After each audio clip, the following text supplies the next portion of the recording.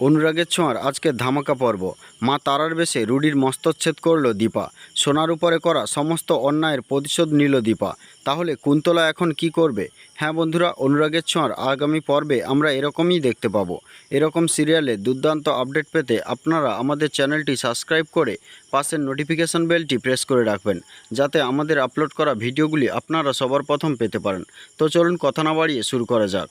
Rudi সোনাকে মুম্বাইতে নিয়ে গিয়ে একটা পতিতাপল্লীতে বিক্রি করে দেয়।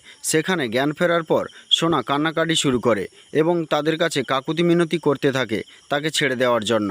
তখন ওখানকার একজন মহিলা সোনাকে বলে, তুমি এখানকার কাজ করতে চাও না তো ঠিক আছে, তোমাকে কেউ জোর করবে না, তবে তুমি তোমার বাবাকে তাহলে কোনো দিনই ফিরে পাবে না।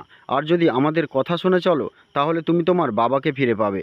এসব কথা শুনে রুডি মনে মনে খুবই আনন্দ পাচ্ছিল এবং বলছিল, আমি এইভাবে তোমার ফ্যামিলির সবাইকে এক এক করে ধ্বংস করে দেবো সোনা। এরই মধ্যে দীপা ওখানে পৌঁছে যায়। পৌঁছে সে ভাবতে থাকে সোনাকে কিভাবে বাঁচাবে। এরপর সে একটা সিদ্ধান্ত নিয়ে ওখানে ঢুকে পড়ে এবং ওখানে ঢুকেই একটা কাজ চেয়ে বসে। তখন ওখানকার একজন মহিলা তাকে বলে, তুমি তো এখানে কাজ করতে এসেছো বলে মনে হয় না, তোমাকে দেখে তো এরকম লাগছে না। তখন দীপা বলে, সত্যি আমার একটা কাজের দরকার আছে, আপনারা যা বলবেন আমি সেসব কথা শুনবো। কিন্তু দীপার মনে শুধু একটাই কথা ঘুরছিল, কিভাবে সে সোনাকে বাঁচাবে। এরপর দেখা যায় রূপা সোনা এবং দীপাকে খুঁজতে খুঁজতে মুম্বাইতে চলে আসে।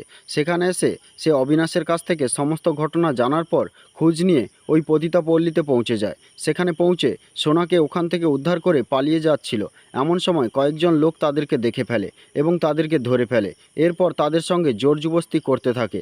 এমন সময় দীপা ওখানে মা তারার বেশে চলে আসে এবং এসে তাদেরকে সবাইকে মেরে সোনা এবং রূপাকে উদ্ধার করে। সোনা এবং রূপাকে ওখান থেকে উদ্ধার করে বার করে দেওয়ার পর দীপা রুডিকে খুঁজতে থাকে। রুডিকে খুঁজে পাওয়ার পর দীপা রুডিকে টানতে টানতে সোনার সামনে নিয়ে আসে এবং মা তারার খড়গ দিয়ে তাকে ছিন্নভিন্ন করে দেয়। রুডি রক্তাক্ত অবস্থায় মাটিতে পড়ে থাকে। তো বন্ধুরা, আজকের পর্ব এই পর্যন্ত। আবার দেখা হবে পরবর্তী পর্বে। ততক্ষণ সুস্থ থাকুন, ভালো থাকুন। ভালো লাগলে একটি লাইক দিন। Thank you.